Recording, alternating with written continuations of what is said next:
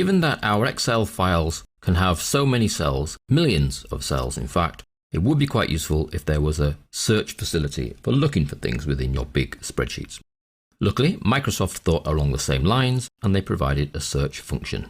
Now, if you need to find anything in a spreadsheet, you don't need to be scrolling through all of your cells. We have here our employees file, so we could scroll about, or we can use the find facility. You'll find up here we have find. We go straight for find. It activates the find box. If we use a keyboard shortcut, Control F, it activates the find box. Now, a straightforward find without any of the options would entail typing a little bit of text that you're looking for. So I might be looking for Guy within this file, and I can either choose find next or find all, and it will find all the occurrences of Guy.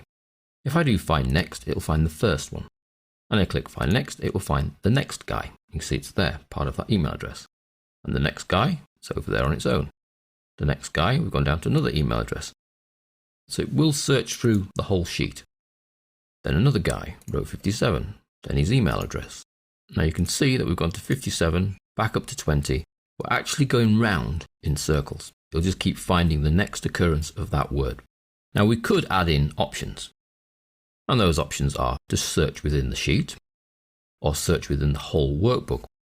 So not only can we search within the millions of cells within this one sheet, we could search within all of the tabs on your workbook. We can search by rows. So to start with, it will go along each row and then it'll go along the next row. But you can ask it to go down by columns. So it'll start going down the columns and then down the next column. Only you will know how your data is made up to decide whether the row search or the column search first is the best choice for you. And we can ask it to look in formulas or look at the values of a formula and even look in comment boxes. Now obviously the formulas we are yet to get to and comments we're yet to get to, but the search facility is here. We can even tell it has to match the case in the search. If I were to place that tick there, it would only look for Guy spelled with a capital G, a little u and a little y.